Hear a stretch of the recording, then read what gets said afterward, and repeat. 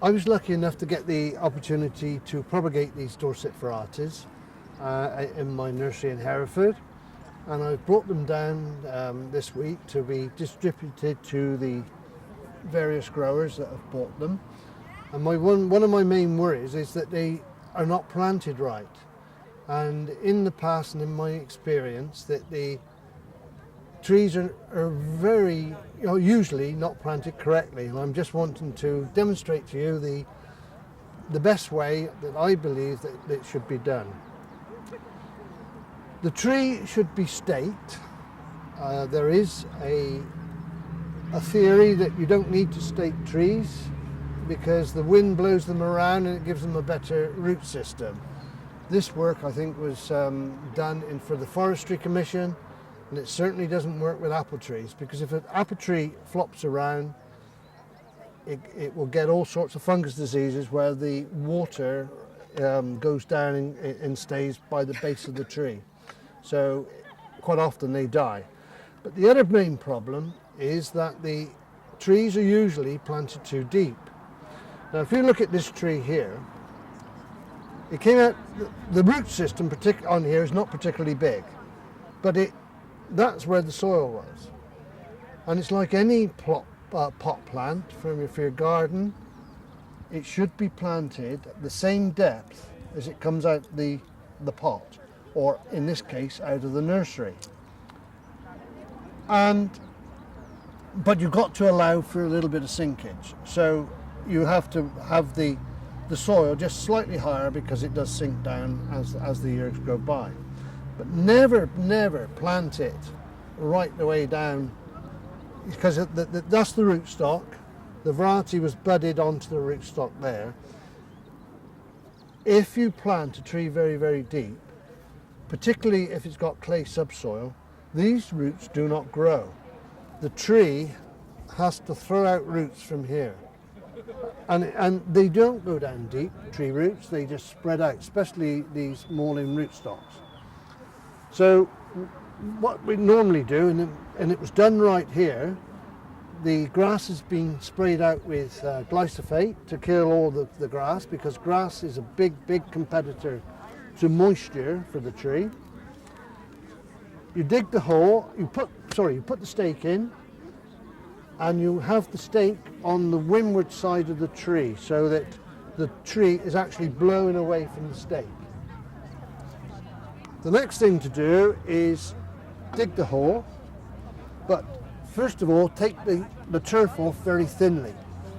Take the turf off, and you dig the hole quite deep, but you put the turf upside down in the hole and chop it up. So the turf has got all the nutrients in, so it's down in the right place, but you've got to chop it up. We're very lucky here because this is some of the best soil I've ever planted trees by hand in, and it's so easy, and you can see it's very, very friable.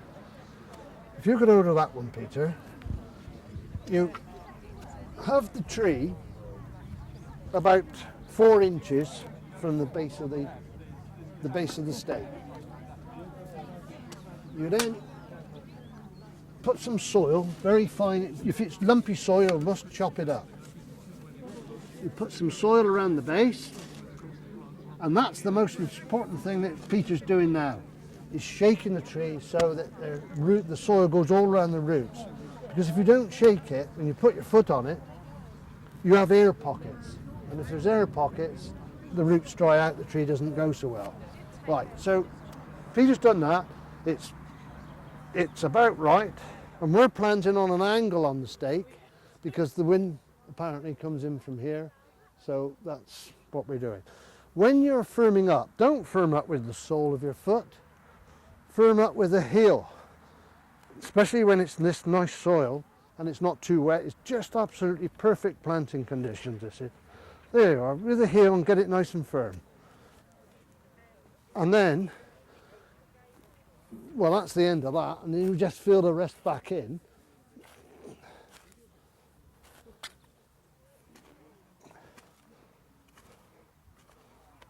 Like that.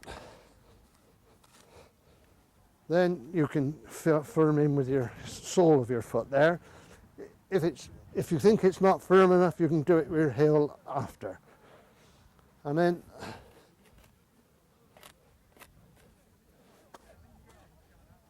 you must guard.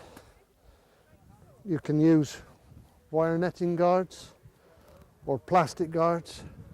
You put that one on. With the plastic guards, you've got to make sure that they're just there but not too far into the soil, because the roots will grow through the plastic, and the plastic, this is 11mm guard, and as it grows it just expands. But if there's roots through it there, it won't expand, so it'll strangle the tree. Wire guards, you just tip the end out, because the sharp points of the wire will sometimes stop hairs reaching up. They get a prick on the nose with the wire, and that stops them. But that's the perfect tree. The grass has been burnt out, so there's going to be no competition for moisture there. And then the next thing is where you place the tie. So many people tie there. Well, what happens? The wind blows from the east, and it does that. It rubs the top of the stake. So always tie at the top of the stake. There's various sorts of ties you can use. These are the cheapest, plastic tubing. And what we've done here is a piece of hose pipe. This is food pipe actually, but hose pipe just to use as a collar. That's the cheapest thing you can do. And you put it on the top. You don't want the tree to do that. You don't want the tree to be flopping around. You want it nice and firm, but you want to need a little bit of gap here for expansion. So it's at the top, upright, not to one side. It's got to, if it's left like that, you just tie it that side, it will slip around, or it will slip down the stake. So you put a little staple in there to stop it slipping around, and then tie it there. That expansion there is about enough for probably a year. This stretches in any case. It's just about enough for a year. Then, if you find it's too tight, oh goodness, I'm looking for my knife. There it is. You can either release it there, or if you're in a hurry, you can just come in and cut that there, because the tree is firm enough, then it's not going to rub too much. It's better if you release it and just let a little bit more through. But that's the most important. The number of times, I mean, as a nurseryman, it's great if people don't look after the trees right, because they come back for replacements. they rub against there, and it's hopeless. But you see, but people always think they can. It's a simple job. It is a simple job if it's done right, but it's very simple to do it wrong as well. So that's about that. I was going to talk about pruning as well. Every tree is different, and it depends on what type of tree you want. Commercially, these will be grown with a centre leader, where years ago it used to be an open centre tree. Then it went to a delayed open centre, got so and had the centre up there. But for cider fruit production, and actually dessert fruit production now, because you don't let them go too high, it's always a centre leader tree. It's always best to have trees which have got what we call feathers, which are side branches, because in the nursery they're nice wide angles. There's a tree over there which we'll look at in a minute, which has got no branches at all.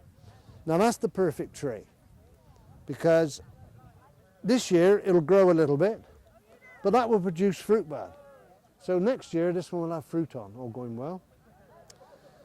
And this one is just the right balance, because what you would do, that leader, if you can keep it dead straight, that leader is a growth regulator on the tree, and it will never get too big. Because the last thing you want is a tree growing too much, because cropping is you want the right amount of growth to the right amount of crop. If it doesn't grow, the tree will go biennial in cropping, and if it grows too much, you won't bother to crop. So all the big vigorous varieties are usually very slow in coming into cropping. So you've got to get a balance. Now this is the way to get a balance, because with a centre leader, you've got each branch is a unit, and you're farming light. If you don't have light, there's a waste, you know, you're only going to get apples on the top of the tree. So with these wide angle branches, cropping the second year, they start to come down. Some people say you shouldn't let them crop for 3 years. That's a load of rubbish. It's all to do with the vigor of the tree.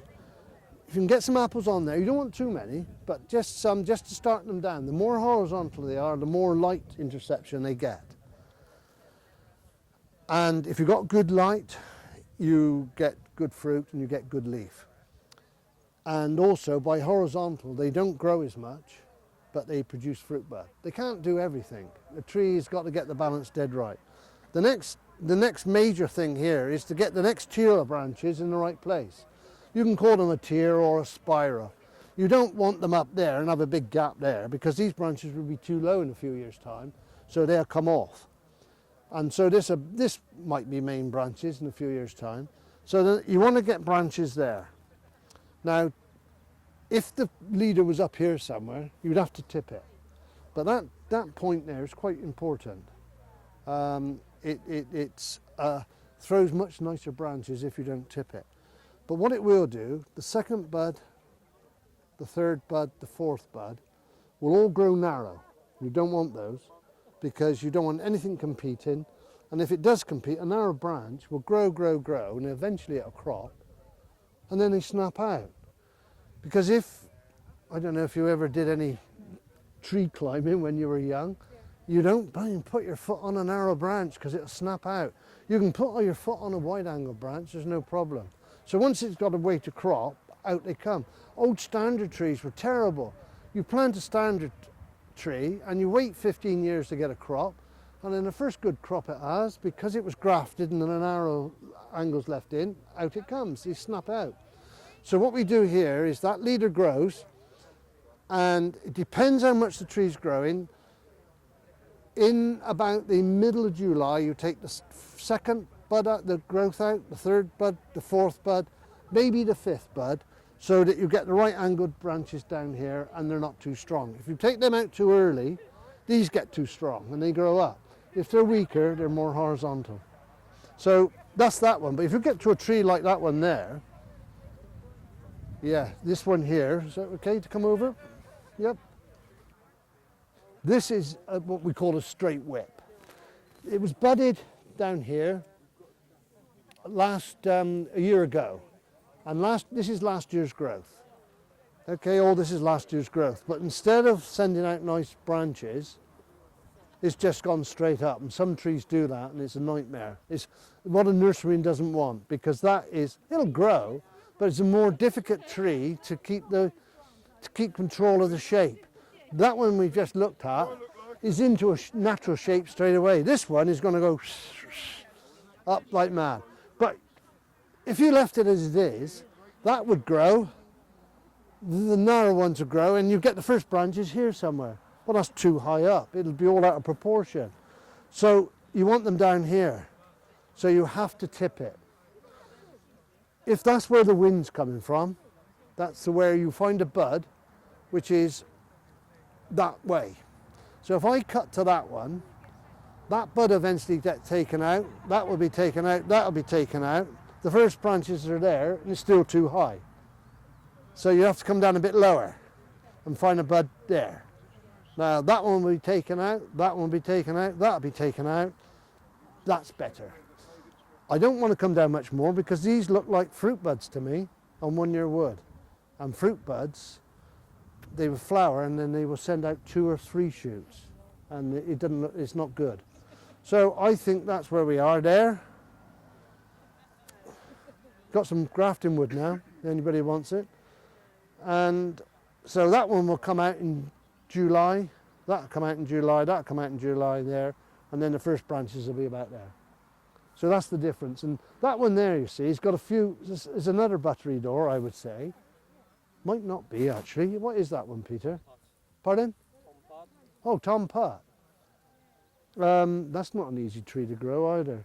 Tom Putt, but it's an uneven tree. That one's got nice branches all the way around, which is nice and even. This one, it's got one whacking great branch here, and that one would just grow too much, and it'll all be one-sided. So, if this was me now, my advice would be take that one out, because number one, it's too low, and number two, it's just too strong, it's unbalanced, and hope to get some more there. So I think take that one out there, and I think he looks more balanced already. He's only got two, but we want some more. That would be all right. Take those out there, it should be okay. So every tree is an individual and is different. That one there, you see, it's got long. You could argue the fact there that one should be tipped, those side ones. This one here, okay. This one here, you could argue that could be tipped, but if you tip them, they grow more. The more they grow, the less they crop. I think we'll put up with it this year, but if you wanted to and you were really fussing around, if a branch is that you can tie them down, not below the horizontal, tie them down to about there and there. Then that would slow them down, and then we get more growth there. Well, I think that's about all I've got to say. I don't know if you've got any questions, but some trees, these sort of trees there, are wonderful to grow as a nurseryman, and they're very nice for you if you're growing them at home, because they're so much easier to control. There is a lot of trees going in at the moment in the cider industry. I believe, not counting this year's trees, in Hereford alone there's been over 1 million trees in the last 3 years put in, which I've been lucky enough to produce quite a few of. This year there's about 350,000 to 400,000 going in this year, and then from now on there's not so many. I'm lucky enough for planting 2013. We got a big nursery going in now, which I didn't expect, and that is the interest in the cider industry and these sort of things all over the country. People making local cider to sell to local pubs and shops, and everyone wants their own varieties. You're ahead of most down here. Not many people have got a collection of their own varieties. But I just wish you luck anyway on this thing. And some of these varieties here will be good, and some will be not so good. So thank you very much. Thank you.